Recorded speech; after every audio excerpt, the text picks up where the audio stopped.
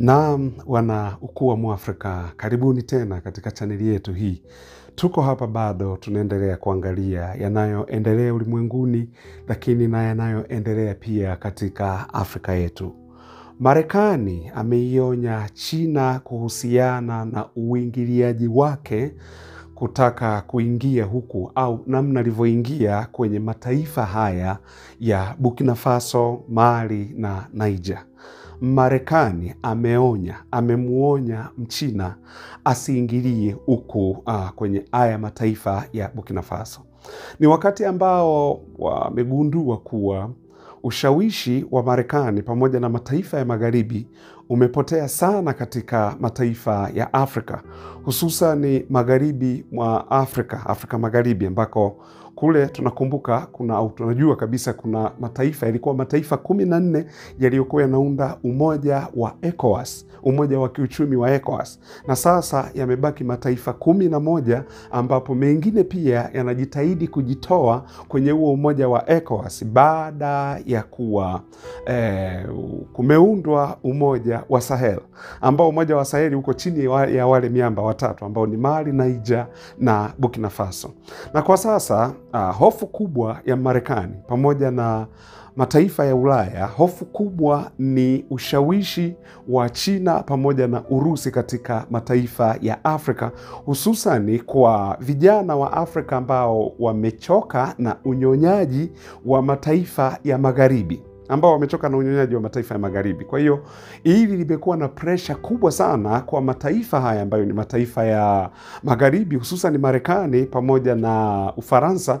Alafu mkumbuke kitu kimoja, kuwa anayeinjinia mipango sana ya kudestabilize amani ya huko Burkina Faso pamoja na haya mataifa mawili mengine, ukumbuke ni Marekani. Ni Ufaransa ndio, lakini Marekani zaidi, kwa sababu Marekani ya vitu ambavyo anavifanya. Kwa hiyo sasa ndio maana ikabidi sasa Marekani aweze kumuonya Mchina kuhusiana na uingiliwaji, kuingilia huku masuala ya Afrika. Na hili linakuja baada ya yule mwenda wazimu, naweza kumuita hivyo, General Michael Langley alipokuwa mashutumu yake kuhusiana na Burkina Faso. Na zaidi sana hapa katika taifa la Kenya alipokuja, kwa sababu mnakumbuka nyinyi wenyewe juzi hapa rais wa Kenya alienda China kwa ajili ya ushirikiano na ushirika na mambo kadha wa kadha, hususan swala la maendeleo na swala la ulinzi pia. Alafu Marekani wakaanza kulalamika kuwa William Ruto hana shukurani, baada ya yote tuliyomfanyia anaondoka na tuacha anaenda China. Sasa wakawa wamelionya hilo, na nafikiri kama kujisafisha au kama kuweka mambo yakae sawa, tukaona baada ya siku chache General Michael Langley pamoja na wengine chief securities ambao walikutana hapo Kenya, mataifa kama 24 nafikiri 24 mpaka 30, wale wakuu wa ulinzi wakakutana pale Kenya. Ndio General Michael Langley sasa akatoa kauli pale, akawa anaziongea kauli za ajabu baada ya kuulizwa kuwa mlisema kuwa kule bwana yule anatumia dhahabu kujilinda. Akaanza kusema tunajua wana haki ya kujidevelop na nini, lakini tunachoongelea ni, yani akawa anaongea vitu ambavyo huelewi, unakuwa confused, yani hujui anamaanisha nini akiongea hivyo. Lakini alipoulizwa swala la China, ushawishi wa China kwa upande huo wa Burkina Faso, alisema tuko concerned sana na hilo, kwa sababu Mchina hatutaki aje huku, na sisi tunataka tuache Waafrika wafanye mambo yao, yani watuache waende, watuache tufanye, lakini mtu mwingine yeyote asingie. Yani mnapangiwa mpaka partners wa kuwa na ushirika nao. Kwa hiyo wameona sasa namna ambavyo Mchina, kwanza huku kuna masuala haya ya masuala ya kijeshi, ushirikiano wa masuala ya kijeshi. Na ukumbuke kuwa Mchina ukiwa na pesa kwa silaha unazozihitaji anakuuzia silaha yoyote unayotaka. Na ndio anachokifanya pale Ibrahim Traore. Ili apambane na ugaidi, anahitaji silaha ambazo ni nzito kuliko magaidi walizonazo.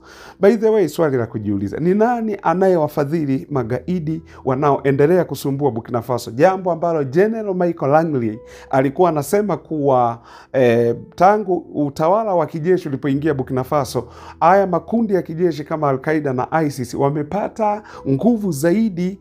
Lakini sasa swali tunauliza, ni nani anayewafandi hawa magaidi? Mnakumbuka juzi hapa niliwaambia kuhusiana na pikipiki 900 pamoja na guta 160 ambazo zilikamatwa, zilizokuwa zimepakiwa kwenye maroli matatu zikiwa zinaelekea upande wa Djibo. Madereva wanaulizwa, wanasema sisi hatujui, tumepewa tutenda kazi hapa, tukapakia, tunaenda tunapeleka huko. Mwisho wa siku wakaja kugundua zile pikipiki zinapelekwa kwenye haya makundi ya kigaidi. Pikipiki ambazo, kwa sababu ni rahisi sana kutumia pikipiki na kukimbilia polini, yani wanakuja wanashambulia kijiji haraka haraka, wanaua watu, wakishaua watu au magaidi hao moja kwa moja wanakimbilia uko msituni, ambako sasa inakuwa ni ngumu kupata au kuwapata. Ndio maana unaona Ibrahim Traore akahitaji washirika wengine aweze kununua drones, ambazo drones hizi zitaweza kuingia, maana drones iko juu, kwa hiyo inapiga picha juu na inaona kila kitu kinachoendelea. Inaitwaga eye in the sky, jicho angani, ambalo linaangalia kila kitu, hata uwe polini, hata uwe wapi. Tuliwahi kuona operation moja ambayo niliwahi kukuonyesha hapa kuhusiana na the way walivyokuwa wanafanya hawa magaidi, wakakimbilia kwenye mamiti makubwa. Lakini sasa hizi drone zinaona na zina uwezo wa kushambulia, na Ibrahim Traore hakufanya makosa, aliwashambulia vibaya mno au magaidi na kuua magaidi wengi, kama magaidi 1000 hivi. Swali linakuja, ni nani anawafandi hawa magaidi ili waendelee kuwa na nguvu? Majibu utakuwa nayo mwenyewe na utatuachia kwenye comment hapo, kwa sababu ya mambo kama haya. Na juzi hapa imepatikana tena maroli yamekamatwa 42 ambayo yalikuwa yamebeba misaada ya kibinadamu ambayo wanasema inapelekwa Burkina Faso huko kwenye jimbo hilo la Djibo. Alafu hii ndani yake chini kulikuwa na magaidi chini ya ayo maroli ambayo yamebeba msaada, wanasema msaada wa chakula, vitu vya ajabu sana. Kwa hiyo ndio maana sasa hawa Burkina Faso walikuwa wakitaka kununua silaha kutoka Marekani pamoja na Ufaransa, silaha ambazo zitakabiliana na wale magaidi.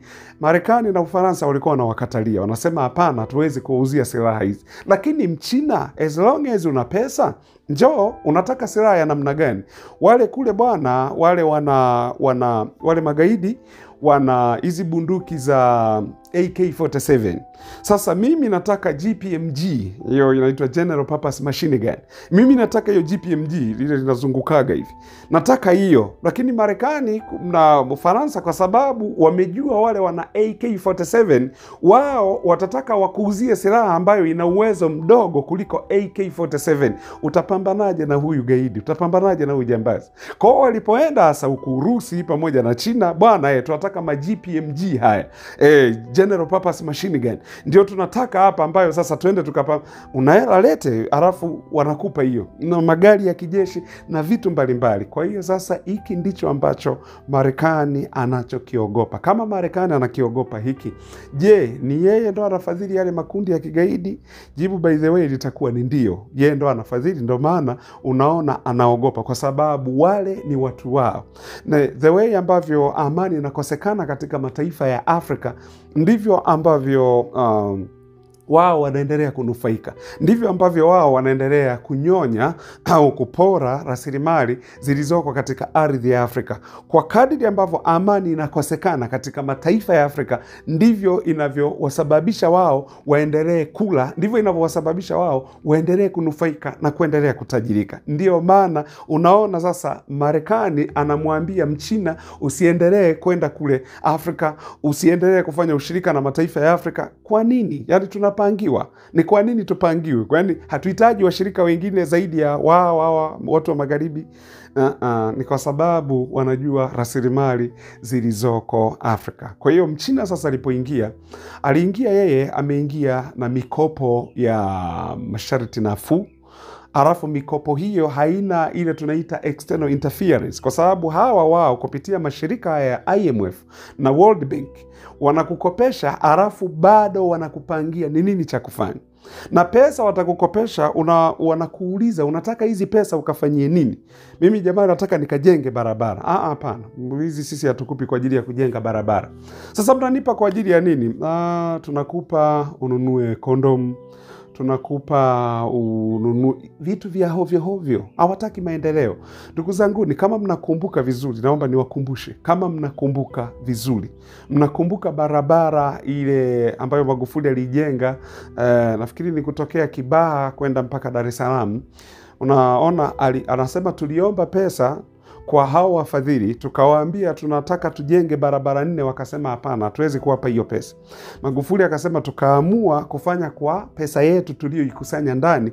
Yeye badala ya kujenga barabara 4 akaamua kujenga barabara 8.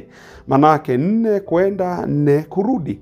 Ndio maana yake. Kwa hiyo unaweza kuona vitu vya namna hii, kwa sababu lilikuwa ni swala la maendeleo, walikuwa hawataki. Lakini Mchina yeye anakupa mkopo wa masharti nafuu, hataki kujua unaenda kufanyia nini. Unataka kujenga barabara, nipe na tenda na mimi pia tajenga hiyo barabara, mimi nitakujengea barabara. Haya, ni kitu gani unataka kujenga? Bwana, nataka kujenga majengo makubwa haya kwa ajili ya hizi ofisi za serikali. Nipe hiyo tenda, mimi nitajenga.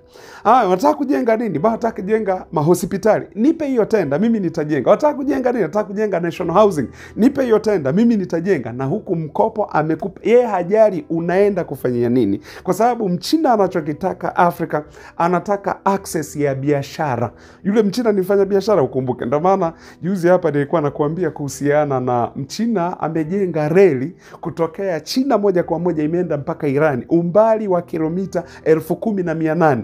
Amejenga reli na sasa hivi tayari treni lile limeshaanza kufanya kazi. Ni nini? Kwa sababu anataka achukue mafuta moja kwa moja kutokea Irani kupeleka mpaka China, na wakati huo asafirishe bidhaa zake kutokea China moja kwa moja kuzipeleka mpaka Irani bila kuwa na checkpoint, bila kuwa na masuala ya mipaka, sui border, sui na nini. Na barabara hizo zimepita Ulaya hivi. Kwa sababu Ulaya na kwenyewe pia vile vile manaka anataka kufanya kazi huko. Kama huko Turkmenistan lakini na Kazakhstan ambako ndio hiyo reli imepita. Na reli imepita majangwani, imepita mapolini. Usije ukasema hapa nimeweka checkpoint sijui na vitu gani. Checkpoint ni za kwao wenyewe kwa ajili ya usalama wa reli hiyo. Kwa hiyo Mchina ndivyo alivyo. Ndio maana unaona Afrika sasa amekazana kujenga barabara, amekazana kujenga miundombinu. Afrika amekazana kuikopesha mikopo Afrika, mikopo ya masharti nafuu tofauti na mikopo hiyo ya huko, lakini anakukopesha bila ile tunaita external interference, yani kuingiliwa kwa ndani kwenye serikali zenu, muanze kupangiwa mnatakiwa mfanye hiki, mnatakiwa mwende hivi. Mchina hafanyi hiyo kazi, hafanyi huo ujinga. Ndio maana sasa unaona, kwa sababu sasa Wamarekani wameona Mchina the way alivyo, wakaona hapa itakuwa balaa hapa. Sasa tufanyeje? Ndio wameanza kumwambia hapana, usiingie kule, unakosea na vitu hivyo hivyo. Ndio mambo ambayo General Michael Elliott Langley alikuwa anaongea kuhusiana na ushawishi wa China pamoja na Urusi katika mataifa ya Afrika. Ndio maana unaona baada ya Ibrahim Traore kuvunja mahusiano kabisa na watu wa Magharibi, alichoamua kukifanya ni kununua silaha kwenye upande wa haya mataifa: China, Urusi, Uturuki, Irani, Korea Kaskazini, ili kuweza kupambana na makundi haya, makundi ya kigaidi. Na hawakuzi tu silaha, wale wanakupa mpaka na wakufunzi wakuja kuwafundisha askari wenu, sio wa control wao, wanakuja kuwafundisha askari wenu. Ndio maana mkaona Marekani sasa na yeye kwa namna hiyo akasema anataka kujenga drone base katika taifa hili la Ivory Coast. Kwa nini drone base na ni wakati huu? Kwa sababu gani? Kwa sababu ya mambo kama haya, ndugu zangu. Asanteni sana. Ninawashukuru.